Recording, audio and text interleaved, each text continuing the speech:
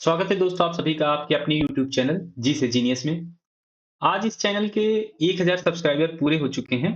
तो मैं इसके लिए आप सभी को धन्यवाद कहना चाहूँगा कि आपके ही अथक प्रयास से ही ये 1000 सब्सक्राइबर पूरे हो चुके हैं। और मैंने इसमें पूरी कोशिश की है कि आपको जो भी कंटेंट दूँ, वो बहुत ही सरल शब्दों में हो और बहुत ही सटीक हो।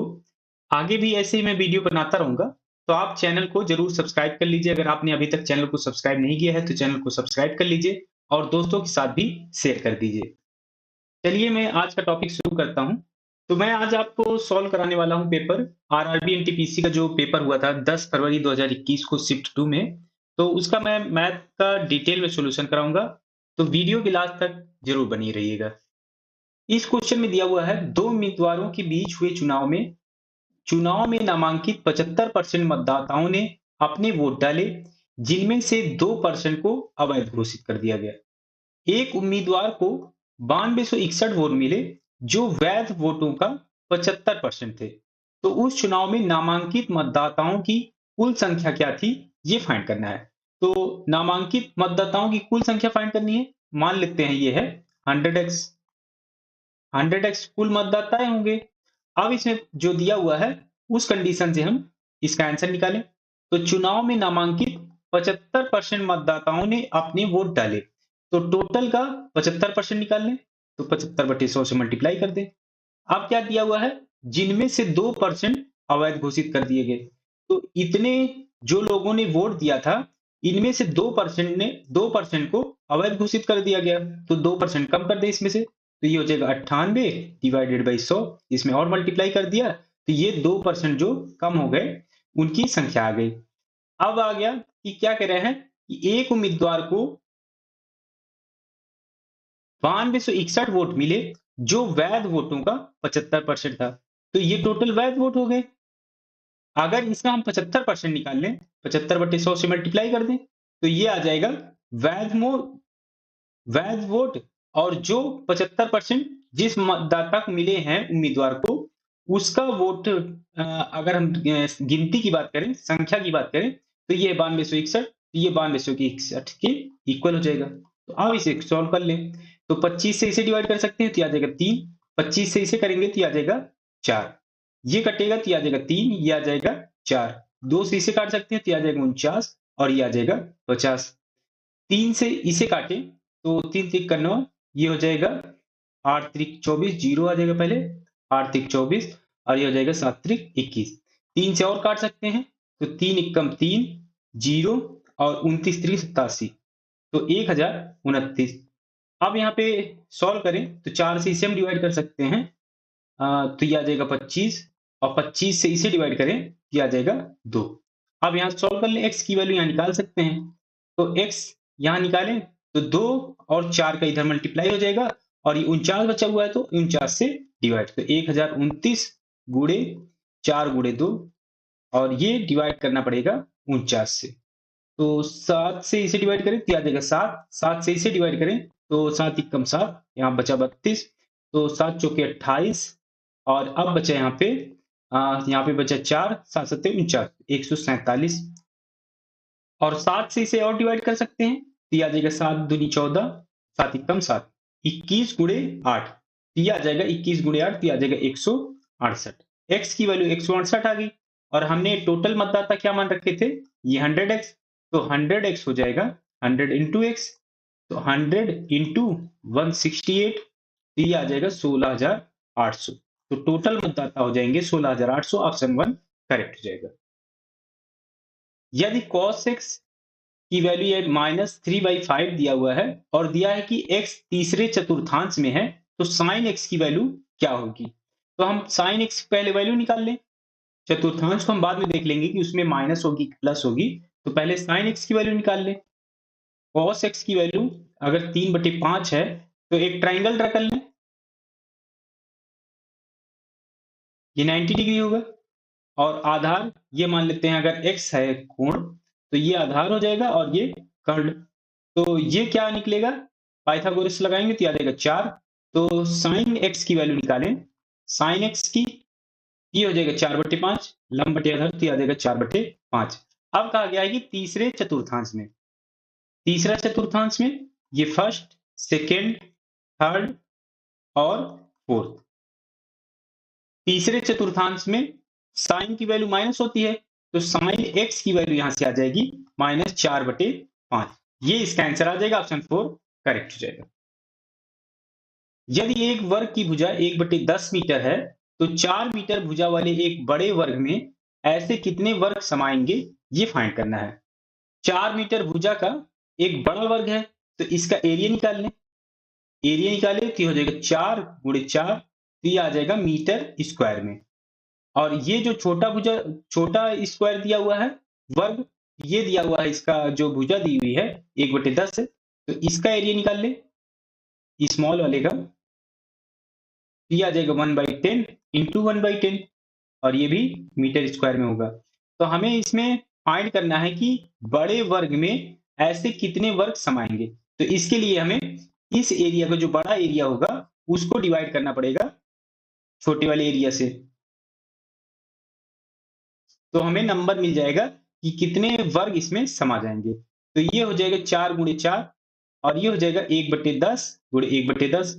तो इसे सोल्व करें तो 4 चौके 16, और ये आ जाएगा 1/100, और इसे सोल्व करें तो ये ऊपर चला जाएगा अंश में, तो ये हो जाएगा 16 गुणे 100, तो ये आ जाएगा 1600।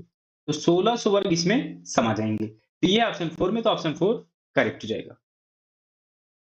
एक व्यक्ति एक गांव से डाकघर तक 25 किलोमीटर प्रति घंटे की गति से यात्रा करता है और 4 किलोमीटर प्रति घंटे की गति से वापस चला जाता है। यदि पूरी यात्रा 5 घंटे 48 मिनट लगे, तो गांव से डाकघर की दूरी क्या है, ये फाइंड करना है।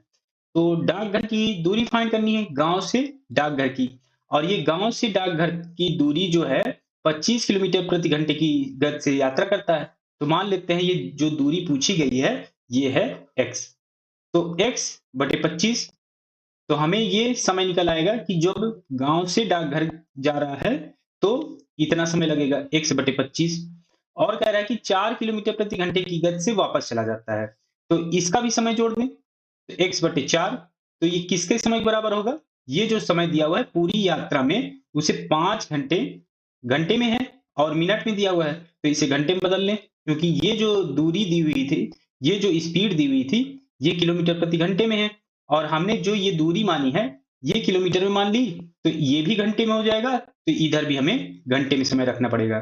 तो अब इसे सॉल्व कर लें, तो 48 मिनट है, 48 बटे 60, ये भी घंटे में चेंज हो जाएगा। तो 12 से डिवाइड करें तो आ जाएगा 4, 12 से इसे डिवाइड करें तो आ जाएगा 5। तो यहाँ से एलसीएम लें, ये हो जाएगा 100, ये हो जाएगा 4x, और ये हो जाएगा 25x। तो ये हो जाएगा 5 पचा 25, 4 29, 29 बटे 5। इधर सॉल्व करें, 25 और 4 29, 29x बटे 100, ये आ जाएगा 29 बटे 5, 29 से 29 कैंसिल हो जाएगा, 5 से इसे डिवाइड करें तो ये आ जाएगा 20, तो x की वैल्यू यहाँ से आ जाएगी 20, और ये किलोमीटर में मान रखी थी तो ये आ जाएगा किलोमीटर। तो यहाँ अगर आप ध्यान से देखें, यहाँ पे मीटर दिया हुआ है, तो यहाँ पे काफी लोग कंफ्यूज हो जाते हैं, तो आप ऐसे में ऑप्शन जरूर ध्यान रख के टिक करिएगा। तो ये ऑप्शन 3 में, तो ऑप्शन 3 करेक्ट हो जाएगा। किसी संख्या के आधे, तो कोई संख्या दी हुई है, ये कह रहा है कि किसी संख्या के आधे, तो मान लेते हैं वो संख्या x है, या जाएगा x बटे 2, और क्या कह रहा है कि एक तिहाई किसका, वही जो संख्या दी हुई है एक तिहाई हो गया, और 1/5 का योग, इन सभी का योग जो हो जाएगा x बटे 5, 1/5 का योग उस संख्या से 12 अधिक है। ये जो संख्या आएगी ये 12 अधिक है जो x है, जो हमने x मानी थी वो 12 अधिक है, तो x में अगर हम 12 जोड़ दें तो ये इसके इक्वल आ जाएगा। तो अब क्या पूछा गया है कि वह संख्या क्या है, ये फाइंड करना है, जो हमने x मानी है वह क्या होगी, ये फाइंड करना है। अब इसे सॉल्व कर लें, यहाँ से एलसीएम लें तो 5 या 15 दूना 30, तो ये हो जाएगा 5 या 15x, और ये हो जाएगा 10x, और ये हो जाएगा 6 पंचे 30x, 6x, तो ये हो जाएगा x प्लस 12, 15 10 25 और 6 31x बटे 30, और ये हो जाएगा x प्लस 12, क्रॉस मल्टीप्लाई कर दें तो आ जाएगा 31x, और ये 30 इधर मल्टीप्लाई हो जाएगा, तो ये हो जाएगा 30x और 30 गुणे 12 ये आ जाएगा 360। तो 30x इधर ले आए तो x आ जाएगा, x की वैल्यू यहाँ से आ जाएगी 360। तो x की वैल्यू आ गई 360 और यही हमें संख्या फाइंड करनी थी। ऑप्शन 3 करेक्ट हो जाएगा। एक विद्यार्थी ने एक संख्या को 5/3 के बजाय 3/5 से गुणा किया। गणना में प्रतिशत त्रुटि क्या है, ये फाइंड करना है। तो संख्या यहाँ पे दी नहीं हुई है, मान लेते हैं संख्या है x। तो x का मल्टीप्लाई अगर 5/3 में होता तो ये होता 5/3x, लेकिन ये मल्टीप्लाई हो गया 3/5 से। तो 3/5 से मल्टीप्लाई करके निकालें तो ये संख्या होगी। तो प्रतिशत त्रुटि है, तो प्रतिशत त्रुटि निकालने के लिए क्या करना पड़ेगा, इन दोनों का डिफरेंस ले लें। तो ये बड़ा है, ये आ जाएगा 5/3x माइनस 3/5x, ये आ जाएगा डिफरेंस। और हमें प्रतिशत त्रुटि निकालना है, तो किसके सापेक्ष निकालें, तो ये वैल्यू होनी चाहिए, तो इससे त्रुटि हो निकालें तो ये हो जाएगा 5/3x और परसेंट में निकालना है तो 100 से मल्टीप्लाई। तो अब इसे सॉल्व कर लें, ये हो जाएगा 5×5 = 25x माइनस 3×3 = 9x और ये हो जाएगा 5×3 = 15 और डिवाइडेड बाई हो जाएगा 5/3x गुणे 100। तो अब इसे सॉल्व कर लें, तो 3 से इसे डिवाइड करें, ये आ जाएगा 5 और ये हो जाएगा 25 में से 9 जाएगा तो ये आ जाएगा 16x और डिवाइडेड में आ जाएगा 5 गुणे 5 ये आ जाएगा 25x गुणे 100। तो x से x कैंसिल हो जाएगा, 25 से इसे डिवाइड करें ये आ जाएगा 4, तो 16 गुणे 4 ये आ जाएगा 64 और ये हो जाएगा परसेंट में। तो त्रुटि होगी 64% की। ऑप्शन 2 करेक्ट हो जाएगा। उस वृत्त की त्रिज्या जिसमें 60 का केंद्रीय कोण 30 सेंटीमीटर लंबे चाप को काटता है। तो इसका फार्मूला होता है चाप या कहें आर्क, ये हो जाएगा 2πr into theta upon 360 degree. तो ये थीटा जो हमें रखना है ये डिग्री में रखना है, ये 60 डिग्री होगा। तो चाप यहाँ पे दिया हुआ है 35 सेंटीमीटर है, तो यहाँ पे 35 और ये हो जाएगा 2π आर की वैल्यू यहाँ पे निकालनी है त्रिज्या, तो आर रख लें और कोण जो दिया हुआ है 60 डिग्री का है तो ये आ जाएगा 60 डिग्री और डिवाइड करना है 360 डिग्री से। तो डिग्री से ये डिग्री 60 से ये कटेगा तो ये आ जाएगा 6 और 2 से इसे काटे ये आ जाएगा 3। अब क्रॉस मल्टीप्लाई कर दें क्योंकि हमें आर की वैल्यू चाहिए, तो 35 गुणे 3 ये आ जाएगा 105 और ये पाई बचे यहाँ पे तो पाई अपॉन में आ जाएगा। तो आर की वैल्यू आ जाएगी 105/पाई और ये हो जाएगा सेंटीमीटर में, क्योंकि ये जो आर्क दिया हुआ था ये सेंटीमीटर में दिया हुआ था यहाँ पर, तो ये है ऑप्शन 1 में, तो ऑप्शन 1 करेक्ट हो जाएगा। एक आदमी 12% प्रति वर्ष का साधारण ब्याज अर्जित करने के लिए 5 वर्षों के लिए अपने बैंक खाते में 5,000 रुपए जमा करता है। 5 वर्ष बाद उसे कितनी राशि मिलेगी, ये फाइंड करना है। तो सिंपल इंटरेस्ट निकाल लें, क्योंकि यहाँ पे साधारण ब्याज पे दिया गया है। तो ये हो जाएगा पी है प्रिंसिपल 5,000 तो आ जाएगा 5,000, आर इंटरेस्ट रेट है 12% का तो आ जाएगा 12 और टी टाइम है यहाँ पे 5 तो आ जाएगा 5। डिवाइड करना है 100 से, 2 जीरो से 2 जीरो, तो इसे सॉल्व करें तो 12×5 = 60 और यहाँ पे 50, 50 गुणे 60 तो 6×5 = 30 और 2 जीरो थे तो आ जाएगा 3,000। तो सिंपल इंटरेस्ट आ गया 3,000 और पहले अमाउंट कितनी थी 5,000, तो 5,000 प्लस 3,000 तो टोटल अमाउंट कितनी हो जाएगी, 5 वर्ष बाद पूछी गई है कि कितनी राशि मिलेगी, तो ये हो जाएगी 8,000। तो 8,000 रुपए इसका आंसर आ जाएगा, ऑप्शन 3 करेक्ट हो जाएगा। 4 अंकों की सबसे बड़ी संख्या ज्ञात कीजिए जो एक पूर्ण वर्ग हो। तो 4 अंकों की सबसे बड़ी संख्या क्या हो सकती है, 4 अंक हो जिस और वो सबसे बड़ी संख्या हो। तो ऐसी क्या हो सकती है कि सभी डिजिट 9 हो, सभी डिजिट 9 होंगे तो ये सबसे बड़ी संख्या हो जाएगी, लेकिन इसमें ये कंडीशन दी हुई है कि वो पूर्ण वर्ग भी होनी चाहिए। तो अगर ये 10,000 होता, 10,000 तो ये किसका स्क्वायर हो जाता, ये हो जाता स्क्वायर 100 के स्क्वायर का। तो ये एक कम है, तो मतलब कि 100 से एक कम जो हो सकता है वही इसका सबसे बड़ी परफेक्ट स्क्वायर हो सकता है, पूर्ण वर्ग हो सकता है। तो 100 से एक कम कर दें तो 99 का स्क्वायर, तो यही जो हो सकता है जो परफेक्ट स्क्वायर सबसे बड़ा होगा 4 अंक का, तो वो हो सकता है 99 का स्क्वायर। तो 99 का स्क्वायर की वैल्यू क्या होती है? तो 99 का स्क्वायर निकालें, तो 99 का 2 बार मल्टीप्लाई कर दें, तो ये 100 से कितना कम है? 1 कम है, ये भी 1 कम है। तो अब इनका मल्टीप्लाई कर दें, तो 1 गुणे 1 किया जाएगा 01, और ये क्रॉस ऐड करेंगे तो 99 में से 1 जाएगा तो ये आ जाएगा 98। तो 99 का स्क्वायर आ जाएगा 9801। तो 4 अंकों की सबसे बड़ी संख्या जो एक परफेक्ट स्क्वायर भी हो, ये आ जाएगी ऑप्शन 3 में। और ये मैंने कैलकुलेशन किया है वैदिक मैथ से। अगर आप वैदिक मैथ सीखना चाहते हैं, तो मैं इसका वीडियो का लिंक दे दूंगा, आप डिस्क्रिप्शन बॉक्स में देख सकते हैं इसको। ए अकेले एक काम को 32 दिनों में कर सकती है, तो ए काम कंप्लीट कर सकती है 32 दिन में। बी के साथ मिलकर वह उस काम को 24 दिनों में कर सकती है। तो 1/a प्लस 1/b, इसकी वैल्यू दी हुई है कि वो 24 दिन में कंप्लीट कर सकती है, तो 1/24 के इक्वल हो जाएगा। तो ए की वैल्यू हमें पता है, तो यहाँ पे 32 रख दूं। बी की वैल्यू यहाँ से निकाल सकते हैं, तो बी की वैल्यू निकाल लें, 1/24 माइनस ये हो जाएगा 1/32। एलसीएम ले लें, तो 24 चौके 96, 32 तियां 96, तो 96 आ जाएगा इसका एलसीएम। ये आ जाएगा 4 और ये आ जाएगा 3। तो बी की वैल्यू यहाँ से आ जाएगी 1/b। तो 4 में से 3 गया तो ये आ जाएगा 1/96। तो बी की वैल्यू यहाँ से आ जाएगी 96 दिन डेज। और इसमें पूछा क्या गया है, यदि सी अकेले उस कार्य को 64 दिनों में पूरा कर सकता है।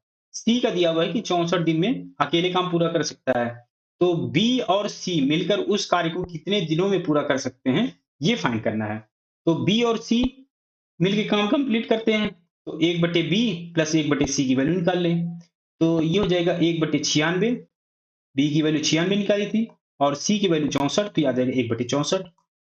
तो अब यहाँ से वैल्यू निकालें इसकी, तो एलसीएम लें, तो 32 तियां 96, 32 दूनी 64, तो 32 गुणे 3 गुणे 2, इसका एलसीएम आ जाएगा। तो यहाँ पे आ जाएगा 2 और ये हो जाएगा 3।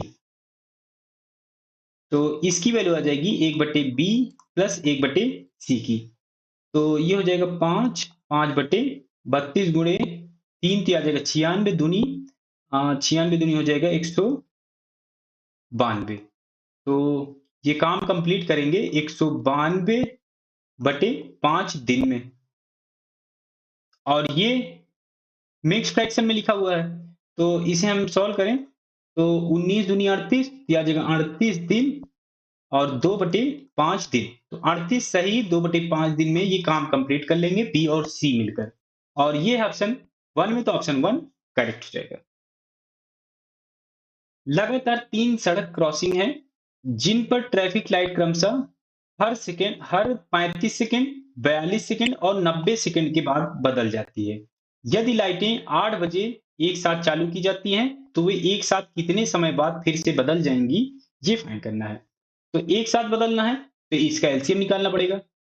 तो ये जो समय दिया हुआ है 35, 42 और 90 का, तो इसका एलसीएम निकाल लें। तो 35, 42 और 90 का हमें एलसीएम निकालना पड़ेगा। तो 2 से डिवाइड करें, 35 तो ऐसे ही रह जाएगा, ये हो जाएगा 21 और ये आ जाएगा 45।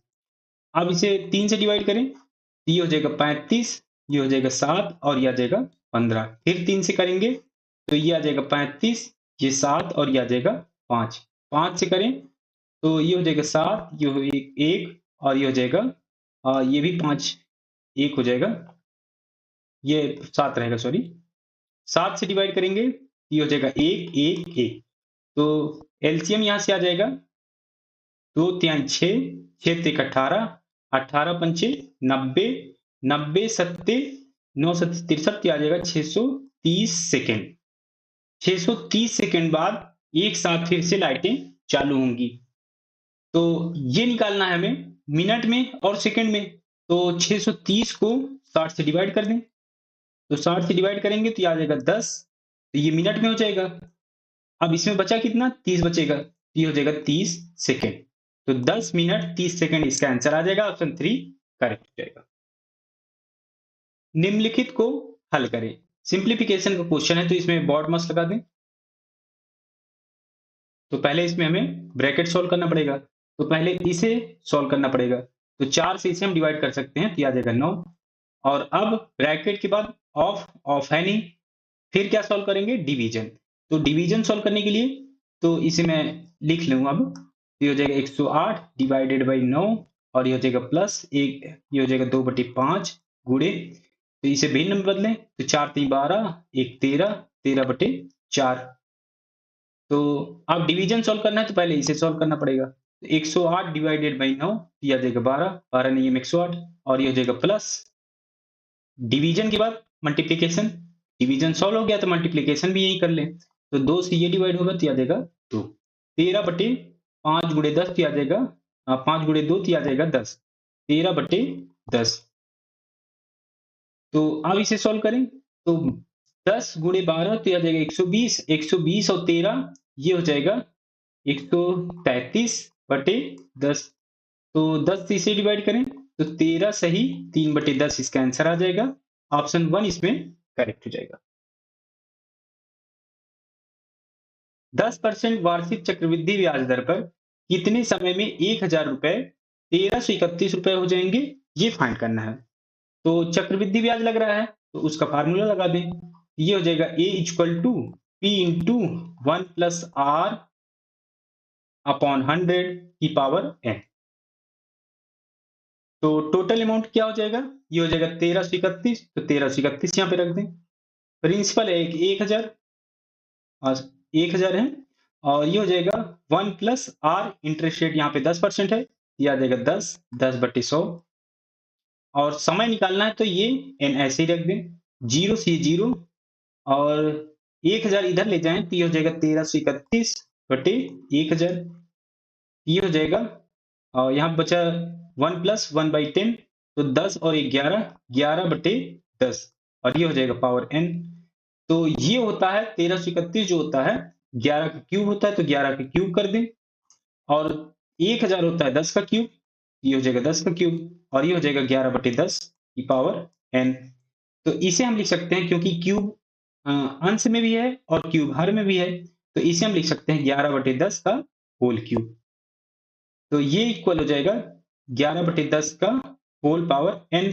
अब दोनों में नंबर देखिए आप, तो ये दोनों नंबर सेम है, तो ये जो पावर होगी ये और ये भी सेम हो जाएगी, तो n की वैल्यू आ जाएगी यहाँ से 3, और ये है ईयर्स में, ये साल में होता है, ये आ जाएगा साल, 3 साल इसका आंसर आ जाएगा, ऑप्शन 3 करेक्ट हो जाएगा। यदि किसी वस्तु को 350 रुपए में बेचने पर 340 रुपए में बेचने की तुलना में 5% अधिक लाभ प्राप्त होता है, तो वस्तु की लागत क्या होगी, ये फाइंड करना है। तो इसमें दिया हुआ है कि 340 में अगर कोई वस्तु बेची जा रही है, अगर उसे 350 में बेची जाएगी तो वो 5% अधिक लाभ प्राप्त करेगा। अब लाभ कैसे निकालते हैं? लाभ निकालते हैं लागत वस्तु के ऊपर। तो अगर ये 5% अधिक कमा रहा है तो लागत वस्तु का 5% ये होगा, जो लाभ होगा वो लागत वस्तु का 5% होगा। तो 350 में से 340 घटा लें, 350 में से 340 घटा लें, तो ये आ जाएगा 5% के इक्वल। 5% किसका? ये होगा लागत वस्तु का, या कहें कॉस्ट प्राइस का, सीपी का। तो ये 5% होगा सीपी का। तो 350 में से 340 घटाएं तो आ जाएगा 10, और ये रुपए में था, ये आ जाएगा 10 रुपए। और हमें लागत वस्तु की वैल्यू चाहिए, सीपी की वैल्यू चाहिए, तो ये 5% की वैल्यू है, तो अगर हमें 100% निकालें तो 20 का दोनों साइड मल्टीप्लाई करना पड़ेगा, तो 10 गुणे 20 तो आ जाएगा 200 रुपए, और 20 का इधर मल्टीप्लाई करेंगे तो आ जाएगा 100% ऑफ सीपी। तो 100% ऑफ सीपी क्या लिख सकते हैं? सीपी कॉस्ट प्राइस, यही आ गई कॉस्ट प्राइस, ये है 200 रुपए, ऑप्शन 4 करेक्ट हो जाएगा। एक छात्र के द्वारा 100 अवलोकनों की माध्य और मानक विचलन की गणना क्रमशः 40 और 5.1 के रूप में की गई। जिसने एक अवलोकन के लिए 40 के बजाय 50 ले लिया, सही माध्य और मानक विचलन क्या है, ये फाइंड करना है। तो माध्य यहाँ पे 40 दिया हुआ है, और मानक विचलन 5.1 है। तो एक अवलोकन जो 40 लेना चाहिए उसकी बजाय ले लिया गया है 50। तो माध्य पर क्या फर्क पड़ेगा? माध्य निकालें जो एक्चुअल होना चाहिए, तो जो एडिशन होता है, टोटल अवलोकन का जो एडिशन होगा, उसको डिवाइड करना पड़ेगा अवलोकन, नंबर ऑफ अवलोकन से। तो एडिशन डिवाइडेड बाई नंबर करना पड़ेगा। तो 40 की जगह 50 ले लिया गया है, तो जो एडिशन आएगा उसमें से हमें 10 घटाना पड़ेगा। तो एडिशन अपॉन नंबर की वैल्यू क्या आई थी यहाँ पे 40, इसमें से हमें घटाना पड़ेगा। एडिशन यहाँ पे 10 ज्यादा हो गया था, तो 10 इसमें से घटाएं और इसे डिवाइड करना पड़ेगा टोटल नंबर ऑफ अवलोकन से, तो 100 से डिवाइड करना पड़ेगा। तो 40 माइनस 0 से 0, ये आ जाएगा 1/10, ये हो जाएगा 1/10 हो जाएगा 0.1, तो 40 में से घटाएं, ये आ जाएगा 39.9, ये आ जाएगा माध्य एक्चुअल जो होगा। और ये ऑप्शन में देखें तो ये यहाँ पर कहीं है और यहाँ पर भी है, तो हमें निकालना पड़ेगा इसका मानक विचलन भी। तो मानक विचलन हो जाएगा, मानक विचलन। तो मानक विचलन निकालने के लिए एक्चुअल जो निकालना है, इसे निकालने के लिए क्या करना पड़ेगा, इसमें जो एक्चुअल और जो पहले आया था इसका अंतर निकालें। तो 40 में 39.9 घटाएं, ये आ जाएगा 0.1। ये जो डिफरेंस आया है मानक विचलन से भी इसी को घटा देंगे तो वही एक्चुअल मानक विचलन हो जाएगा। तो 5.1 यहाँ पे मानक विचलन है, मानक विचलन, तो इसमें से 0.1 घटा दें तो ये आ जाएगा एक्चुअल। तो ये आ जाएगा मानक विचलन एक्चुअल। तो ये है ऑप्शन 3 में, तो ऑप्शन 3 करेक्ट हो जाएगा। 20 प्रेक्षणों का प्रसरण 5 है। यदि प्रत्येक प्रेक्षण को 2 से गुणा किया जाए तो परिणामी प्रेक्षणों का प्रसरण क्या होगा, ये फाइंड करना है। तो पहले प्रसरण दिया हुआ है 5 है, ये दिया हुआ है वेरिएंस, वेरिएंस 5 दिया हुआ है। तो वेरिएंस किसके प्रोपोर्शनल होता है, वेरिएंस प्रोपोर्शनल होता है नंबर ऑफ जो प्रेक्षण है ऑब्जर्वेशन, उनका स्क्वायर करेंगे और ऐड करेंगे और इसे डिवाइड करना पड़ेगा नंबर ऑफ ऑब्जर्वेशन के। तो ये नंबर तो सेम है, तो ये तो कांस्टेंट होगा n, तो ये प्रोपोर्शनल हो जाएगा सिग्मा एक्स आई स्क्वायर के। तो अब सभी में 2 का गुणा हो रहा है, और अब सभी में 2 का गुणा हो रहा है, तो ये स्क्वायर होगा, तो जो इसका वेरिएंस होगा, वेरिएंस, तो ये भी प्रोपोर्शनल हो जाएगा उसके स्क्वायर से। पहले इसका 5 था वेरिएंस, तो इसमें मल्टीप्लाई हो जाएगा 2 का स्क्वायर, क्योंकि 2 का सभी में मल्टीप्लाई हो रहा है और ये इसका स्क्वायर भी करना पड़ेगा, तो ये आ जाएगा 2 का स्क्वायर इसमें और मल्टीप्लाई हो जाएगा, तो इसका वेरिएंस आ जाएगा 5 गुणे 2 का स्क्वायर। और ये ऑप्शन 1 में, तो ऑप्शन 1 करेक्ट हो जाएगा। निम्नलिखित में से कौन सा 3.14 गुणे 10 की पावर 6 के बराबर होगा। तो 3.14 में दशमलव के बाद 2 अंक है, तो 2 अंक ये और 4 अंक और 0 के इसमें ऐड हो जाएंगे। तो अगर आप ऑप्शन में देखें तो ये है 2 अंक, तो ये आ जाएगा 1 और 4 वाला, और 4 जीरो इसमें और ऐड हो गए, तो ये ऑप्शन 2 में, तो ऑप्शन 2 करेक्ट है। 90 मीटर और 40 मीटर मापने वाले स्विमिंग पूल में 150 पुरुष डुबकी लगाते हैं। यदि एक आदमी द्वारा पानी का औसतन विस्थापन 8 मीटर क्यूब है तो पूल के जल स्तर में कितनी वृद्धि होगी, ये फाइंड करना है। तो यहाँ पर इसका ये एरिया दिया हुआ है 90 गुणे 40 मीटर का, ये किसका दिया हुआ है, पूल का। तो एरिया निकालें, ये है 90 मीटर गुणे 40 मीटर, और जो एक पुरुष का विस्थापन, पानी का जो औसत विस्थापन दिया गया है वो 8 मीटर क्यूब है, तो 150 पुरुष डुबकी लगा रहे हैं, तो 150 पुरुष का अगर हम आयतन निकालें जो पानी को विस्थापित कर रहे हैं, तो इनका आयतन आ जाएगा वॉल्यूम 150 गुणे 8 मीटर क्यूब, तो 15 8 120, ये आ जाएगा 1200 मीटर क्यूब। तो 1200 मीटर क्यूब पानी को विस्थापित कर रहे हैं। तो इसमें हमें क्या फाइंड करना है कि कितना जल स्तर बढ़ जाता है, तो इसका भी वॉल्यूम निकालना पड़ेगा। जब जल स्तर बढ़ जाता है तो उसका भी जो जल स्तर बढ़ जाता है तो उसका हमें निकालना पड़ेगा आयतन पूल का। तो पूल का अगर हम आयतन निकालें, वॉल्यूम, वॉल्यूम ऑफ पूल, ये जो विस्थापित हो रहा है पानी, उसके कारण जो आयतन होगा वो ये हो जाएगा। एरिया एरिया है 90 गुणे 40, और ये जल स्तर कितना बढ़ता है, ये मान ले अगर जल स्तर बढ़ता है h मीटर, तो h से मल्टीप्लाई करेंगे तो ये आ जाएगा वॉल्यूम, और ये किसके इक्वल हो जाएगा, जो ये पानी विस्थापित किया गया है, तो ये आ जाएगा 1200 मीटर क्यूब के। तो अब इसे सॉल्व कर लें, तो 0 और 1 0 से ये 2 0 कैंसिल हो जाएगा। 3 से इसे डिवाइड करें तो आ जाएगा 3, 3 से इसे डिवाइड करें तो आ जाएगा 4, 4 से ये 4 कैंसिल हो जाएगा। तो अब यहाँ से इसकी ऊंचाई निकालें, जल स्तर की, जो जल स्तर बढ़ेगा, तो अब यहाँ से h की वैल्यू निकालें, ये हो जाएगा 1/3, और ये मीटर में था, ये आ जाएगा मीटर। तो अगर ऑप्शन में देखें तो 1/3 मीटर है नहीं, तो इसे सेंटीमीटर में चेंज कर लें, तो 100 को मल्टीप्लाई कर दें तो 100/3 सेंटीमीटर, ये आ जाएगा 33.33 सेंटीमीटर। ये आ जाएगा जल स्तर में जो वृद्धि हुई है, और ये है ऑप्शन 4 में, तो ऑप्शन 4 करेक्ट हो जाएगा। दो संख्याओं का अनुपात यहाँ पे दिया हुआ है और इनका एचसीएफ 4 है, तो एलसीएम क्या होगा ये फाइंड करना है। तो इसका डायरेक्ट फार्मूला हो जाएगा, यहाँ से एलसीएम इक्वल टू हो जाएगा रेशियो मल्टीप्लीकेशन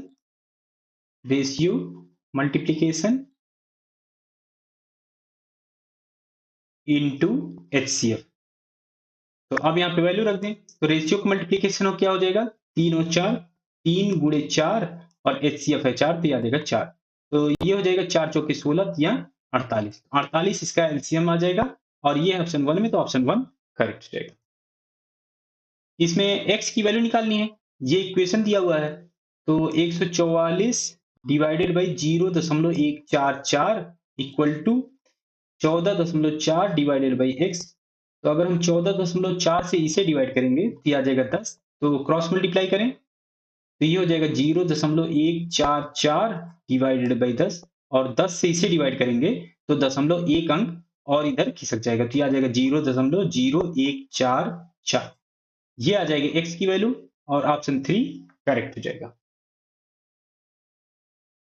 इसमें ये कंडीशन दी हुई है और a plus B plus C upon C की वैल्यू पूछी गई है, तो इसका अगर हम रेशियो निकाल लें तो ये जो अपॉन में दिया हुआ है इसके हर में, यही इसका रेशियो हो जाएगा, तो a:b:c, और इसके हर में a के हर में दिया हुआ है 2, तो इसका रेशियो 2 के आएगा, इसका 3, और ये आ जाएगा 5। अगर a की वैल्यू 2 है तो b की वैल्यू 3 होगी और c की वैल्यू होगी 5। अब ये वैल्यू इसमें रख दें, तो a प्लस बी प्लस सी में रख दें, ये हो जाएगा 2 प्लस 3 प्लस 5, और c की वैल्यू 5 रख दें यहाँ पे, ये आ जाएगा 5, 5 3 8 2 10, 10/5 तो आ जाएगा 2। ये इसका आंसर 2 आ जाएगा, ऑप्शन 4 करेक्ट हो जाएगा। एक घड़ी की मिनट की सुई 1.5 सेंटीमीटर लंबी है, 40 मिनट में इसकी नोक कितनी दूरी चलती है ये फाइंड करना है। तो एक घड़ी बना लें, मिनट की सुई अगर यहां से चलती है तो पूरा चक्कर लगा के यहां जब आती है तो वो पूरा 60 मिनट चलेगी, तो पूरा चक्कर लगाएगी। तो यहां से पूरा यहां तक अगर चक्कर लगाती है तो कितना चक्कर लगाती, तो इसकी जो दूरी होती वो हो जाती पेरीमीटर के बराबर, परिमाप के बराबर, जो वृत्त का परिमाप होता है उसके बराबर हो जाता, तो ये 2 पाई आर के बराबर होता। आर क्या है, त्रिज्या, तो ये सुई की लंबाई दी हुई है 1.5 सेंटीमीटर, तो इसकी जो त्रिज्या होगी, मिनट वाले जो सुई की त्रिज्या होगी, तो वो दिया हुआ है 1.5 सेंटीमीटर। तो यहाँ पे इसकी वैल्यू रख दें, तो 2 पाई आर की जगह 1.5, और ये 40 मिनट में पूछा गया है, तो 40 मिनट में निकालने के लिए तो 40 से मल्टीप्लाई कर दें और 60 से डिवाइड कर दें, तो ये आ जाएगा टोटल जो उसकी दूरी होगी वो आ जाएगी। तो अब इसे सॉल्व कर लें, तो 0 से 0, 2 से इसे हम डिवाइड कर सकते हैं, ये आ जाएगा 2 और ये आ जाएगा 3, 3 से इसे डिवाइड करें ये आ जाएगा 0.5। अब इसे मल्टीप्लाई कर लें तो ये हो जाएगा 5 दूनी 10, 10 दूनी 20, ये आ जाएगा 2 पाई, 2 पाई इसकी वैल्यू आ जाएगी, और ये सेंटीमीटर में हमने रखा है, ये आ जाएगा सेंटीमीटर। तो अगर ऑप्शन में देखें तो ये 2 पाई मीटर में है, इसे आप करेक्ट करने की गलती मत करिएगा। और ऑप्शन देखें तो यहाँ पर सेंटीमीटर जो दिया हुआ है वो नंबर में दिया हुआ है, तो पाई की यहाँ पे वैल्यू रख दें। तो पाई की यहाँ वैल्यू रखें तो ये आ जाएगा 3 दूनी 6, 6.28 सेंटीमीटर, ये आ जाएगा दूरी। तो ये ऑप्शन 3 में, तो ऑप्शन 3 करेक्ट हो जाएगा। 5 वर्गों की परिधि क्रमशः 24 सेंटीमीटर, 32 सेंटीमीटर, 40 सेंटीमीटर और 76 सेंटीमीटर और दिया हुआ है 80 सेंटीमीटर है। दूसरे वर्ग का परिमाप जिसका क्षेत्रफल इन वर्गों के क्षेत्रफलों के योग के बराबर है, क्या होगा? तो परिधि दी हुई है और दिया हुआ है कि एक और वर्ग है, दूसरा वर्ग है जो इन सभी के वर्गों के क्षेत्रफल के योग के बराबर है। तो पहले हमें निकालना पड़ेगा इन सभी का क्षेत्रफल। तो 24 वाली परिधि का अगर हम क्षेत्रफल निकालें तो पहले हमें भुजा निकालनी पड़ेगी। तो 24 की जो परिधि होगी तो उसे अगर हम 4 से डिवाइड कर दें तो इसकी भुजा आ जाएगी। तो 4 से डिवाइड करें तो आ जाएगा 6 सेंटीमीटर। ऐसे ही 32 सेंटीमीटर वाले को डिवाइड करें तो ये आ जाएगा 8 चौके 32, तो 8 सेंटीमीटर। 40 वाले को डिवाइड करें तो ये आ जाएगा 10 सेंटीमीटर। 76 को 4 से डिवाइड करें तो ये आ जाएगा 19 सेंटीमीटर। और 80 वाले को डिवाइड करें तो ये आ जाएगा 20 सेंटीमीटर। तो ये तो आ गई भुजा। इसका क्षेत्रफल निकालें। क्षेत्रफल तो इसका स्क्वायर करना पड़ेगा, तो ये आ जाएगा 36 और ये आ जाएगा 64, ये आ जाएगा 100 और 19 का स्क्वायर करें 361, ये आ जाएगा 400। तो इन सभी को हमको ऐड करना पड़ेगा, ऐड कर लें। 36 और 64 100, 100 100 200 और 200 और 400 ये हो जाएगा 600, 600 3 900, 961। तो जो क्षेत्रफल होगा, दूसरा जो वर्ग है यहाँ पे दिया हुआ है, उसका हमें परिमाप निकालना है। तो इसका तो जो क्षेत्रफल है इनके सभी के योग के बराबर होगा। मान लेते हैं उसकी भुजा a है तो यह आ जाएगा a स्क्वायर के इक्वल। तो a स्क्वायर की वैल्यू अगर 961 है तो a की वैल्यू आ जाएगी 31, स्क्वायर रूट ले लेंगे तो आ जाएगा 31। तो भुजा तो हमें फाइंड हो गई, परिमाप निकालना है तो परिमाप के लिए 4 से मल्टीप्लाई कर दें इसमें। तो 31 गुणे 4 ये आ जाएगा 124 और ये सेंटीमीटर में तो आ जाएगा सेंटीमीटर। ऑप्शन 3 करेक्ट हो जाएगा।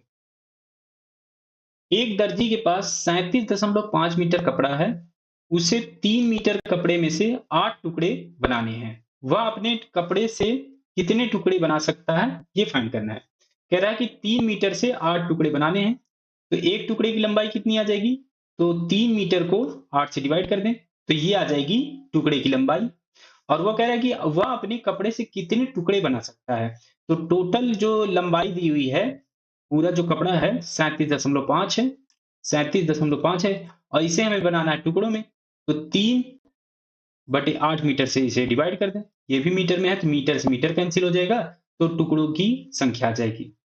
तो 3 से ये डिवाइड होगा, ये आ जाएगा 12.5 और 12.5 8 का मल्टीप्लाई हो जाएगा तो 12 8 96 और 8 का आधा 4 तो आ जाएगा 100। तो 100 टुकड़े बन जाएंगे। ऑप्शन 3 करेक्ट हो जाएगा। 85 से कम सभी सम प्राकृत संख्याओं का योग क्या होगा, ये फाइंड करना है। तो 85 से कम और सम प्राकृत संख्या में फाइंड करना है उसका योग, तो ये हो जाएगा 2 4 6 8, ऐसे ही कहां तक हमें निकालना पड़ेगा 84 तक। इसका एडिशन चाहिए तो प्रथम n सम संख्याओं का जो डायरेक्ट फार्मूला होता है वो होता है n+1।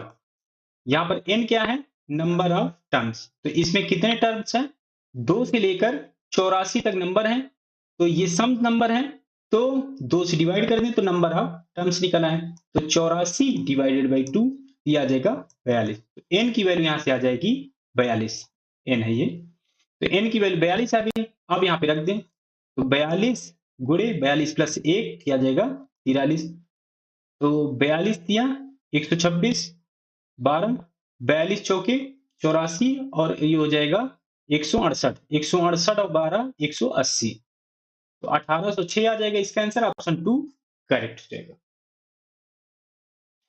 एक संख्या x को 7 से विभाजित करने पर एक शेष बचता है और दूसरी संख्या y को 7 से विभाजित करने पर 2 शेष बचता है। यदि x प्लस y को 7 से विभाजित करने पर शेषफल क्या होगा, ये फाइंड करना है। तो x और y, x प्लस y को विभाजित किया जा रहा है, जो कि कह रहा है कि अगर 7 से विभाजित किया जाता है x को तो शेषफल 1 बच रहा है। तो एक शेषफल यहां से बचा जब x को डिवाइड किया जा रहा है, और y को डिवाइड करेंगे तो 2 शेषफल बचेगा। तो एक शेषफल यहां से बचा ये वाला, और एक 2 शेषफल यहाँ वाला बचा। तो 7 से अगर हम x प्लस वाई को डिवाइड करेंगे तो ये तो कैंसिल हो जाएगा। जो ये शेषफल बचेगा यही शेषफल उसमें भी बचेगा, और ये प्लस में था यहाँ पर हमें ऐड करना पड़ेगा, प्लस करना पड़ेगा। तो जो फाइनल होगा रिमाइंडर x प्लस वाई के लिए 7 से डिवाइड करने पर यह आ जाएगा 1 प्लस 2, क्योंकि एक यहाँ पे था और 2 यहाँ पे था, दोनों को ऐड कर दिए। अब इन्हें 7 से डिवाइड कर लें तो 3, 2 और 1 3 हो जाएगा। 3 7 से डिवाइड नहीं होगा, तो यही जो फाइनल इसका रिमाइंडर होगा ये आ जाएगा 3। ऑप्शन 4 करेक्ट हो जाएगा। दी गई तालिका के अनुसार कितने स्कूलों ने लगातार 2 वर्षों में 15 से कम स्वर्ण पदक जीते हैं, ये फाइंड करना है। ये x जो दिया हुआ है ये स्कूल के लिए दिया हुआ है, और y जो दिया हुआ है ये ईयर में दिया हुआ है, वर्ष दिया हुआ है। तो इसमें देखें लगातार 2 वर्षों में 15 से कम स्वर्ण पदक कितने बार जीते गए हैं, ये फाइंड करना है। तो अगर स्कूल ए के लिए देखें, यहां से देखें तो 20 है, 13 15 से कम है, लेकिन इसके बाद 15 से ज्यादा है, तो ये तो इसमें कोई भी नहीं है। स्कूल बी में देखें 15 है, फिर 18 है, 14 है, लेकिन इसके बाद फिर बढ़ गया है, 15 से ज्यादा हो गया, तो इसमें भी कोई नहीं है। और स्कूल सी में देखें तो 14 है, फिर इसके बाद 21 हो गया, फिर 16 है, 9 है, लेकिन यहाँ भी नहीं है कि लगातार 2 बार 15 से कम जीते हों। और स्कूल डी में देखें तो यहाँ पे 19 है, ये 8 है, और यहाँ पर 14 है। तो एक बार यहाँ पे 15 से कम है और एक बार यहाँ पर 15 से कम है, तो लगातार 2 बार हो गए, तो एक तो यहाँ पे आ गया। और देखें स्कूल ई में देखें तो यहाँ पर 5 है और यहाँ पे 12 है, यहाँ भी है लगातार 2 बार जो जीता गया है पदक, ये है 15 से कम, तो एक बार यहाँ पर है, तो एक और एक ये हो जाएगा 2, तो ये है ऑप्शन 1 में, तो ऑप्शन 1 करेक्ट हो जाएगा। दिए गए पाई चार्ट का अध्ययन करें जो एक निश्चित स्थान की वार्षिक कृषि उपज को दर्शाता है, और निम्नलिखित प्रश्न का उत्तर दें। यदि कुल उत्पादन 8100 टन है तो चावल की उपज टन में क्या होगी, ये फाइंड करना है। तो टोटल उत्पादन 8100 टन है और चावल की उपज फाइंड करनी है। तो चावल दिया हुआ है 40 डिग्री, 40 डिग्री दिया हुआ है। अब पाई चार्ट में होता है 360 डिग्री, तो 360 से डिग्री से डिवाइड करेंगे, और टोटल उत्पादन 8100 है, तो 8100 टन से मल्टीप्लाई करना पड़ेगा, तो ये आ जाएगा टन में चावल की उपज। तो इसे सॉल्व करें तो डिग्री से डिग्री, 0 से 0, 4 से इसे डिवाइड करें तो आ जाएगा 9, 9 से ये डिवाइड होगा तो आ जाएगा 900, तो 900 टन इसका आंसर आ जाएगा, और ये है ऑप्शन 1 में, तो ऑप्शन 1 करेक्ट हो जाएगा। दी गई तालिका के अनुसार 2001 से 2005 तक निम्न में से इसकी उत्पादन वृद्धि दर सबसे अधिक रही। 4 तत्वों का उत्पादन यहाँ पे दिया हुआ है, 1000 टन में इसका जो उत्पादन दिया हुआ है ये 1000 टन में दिया हुआ है। तो 2001 से 2005 की हमें तुलना करनी है। तो 2001 से 2005 की तुलना करें, गोल्ड की देखें तो 24 से 85 हुआ है, तो 24 या 72 लगभग 3 गुना से ज्यादा हुआ है, 3 गुना से ज्यादा हुआ है। सिल्वर की देखें तो 87 से 103, ये केवल 1 गुना से थोड़ा सा ज्यादा हुआ है। कॉपर में देखें तो ये 12 से 54 हो गया है, तो 12 चौके 48, तो ये 4 गुना से भी ज्यादा इसकी ग्रोथ हुई है। और आयरन का देखें तो 27 से 69, 27 दूनी 54, तो ये 2 गुना से ज्यादा इसकी ग्रोथ हुई है, वृद्धि हुई है। तो अगर आप इसमें देखें तो ये है, यहाँ पे सबसे ज्यादा ग्रोथ दिख ही रही है, क्योंकि ये 4 गुना से ज्यादा हो गया है, तो यही जो होगा, यही उत्पादन की वृद्धि दर सबसे अधिक होगी। और ये है कॉपर की है, तो ये हो जाएगा कॉपर, इसमें आंसर आ जाएगा, ऑप्शन 2 करेक्ट हो जाएगा। तालिका एक सेमेस्टर परीक्षा में विभिन्न विषयों में से 2 दोस्तों अनीता और सुनीता के अंक देती है। उनके कुल अंकों के प्रतिशत के बीच अंतर क्या होगा, ये फाइंड करना है। तो अनीता का अंक यहाँ पे दिया हुआ है, मैक्सिमम मार्क्स यहाँ पे दिया हुआ है, सुनीता का नंबर यहाँ पे दिया हुआ है, और मैक्सिमम मार्क्स यहाँ पे दिया हुआ है। तो अनीता का अगर हम मार्क्स जोड़ें तो 0 0 0 5 या जगह 5 7 5 12 4 16 3 19, 195 नंबर अनीता पा रही है। और सुनीता का अगर नंबर जोड़े 5 और 5 10 0 और 8 1 9 9 18 18 4 22 22 2 24 240 नंपर पा रही है इतने में। तो मैक्सिमम मार्क्स दोनों का जोड़े 100 100 200 और 50 50 किया जाएगा 300 और सुनीता का जोड़े 100 100 200 और ये आ जाएगा 300। दोनों का जो मैक्सिमम मार्क्स है इक्वल है। तो इसके बीच का हमें अंतर चाहिए, दोनों के प्रतिशत के बीच का अंतर चाहिए। तो अगर हम इनके मार्क्स जोड़ घटा लें, इनका डिफरेंस ले लें क्योंकि मैक्सिमम मार्क्स तो सेम है, तो हमें औसत निकालने की पहले परसेंटेज निकालने की जरूरत नहीं है। तो हम पहले निकाल लें इनका डिफरेंस। तो 240 में से 195 घटाएं तो ये आ जाएगा 5 और यहाँ पे बचा 40 तो ये आ जाएगा 45। 45 कितने में से 300 टोटल मार्क्स थे, तो इनका हम परसेंटेज निकालने के लिए 300 डिवाइड और 100 से मल्टीप्लाई कर देंगे तो ये आ जाएगा परसेंट में।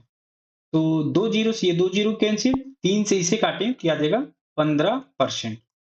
तो इनका जो डिफरेंस आएगा 15% आ जाएगा, ऑप्शन 1 करेक्ट हो जाएगा। तो इसमें आए हुए सभी क्वेश्चन मैंने आपको करा दिए हैं। अगर ये वीडियो आपको अच्छी लगी हो तो लाइक करिए, दोस्तों के साथ शेयर करिए और सब्सक्राइब जरूर कर लीजिए। साथ ही साथ बेल आइकन जरूर दबाइए जिससे जो भी वीडियो आए आपको नोटिफिकेशन जरूर मिल जाए। तो मिलते हैं एक नए वीडियो के साथ, तब तक आप इन क्वेश्चन की प्रैक्टिस करिए और किसी क्वेश्चन में कोई डाउट है या आपको अगर कोई क्वेश्चन पूछना है तो आप कमेंट करके जरूर पूछिएगा।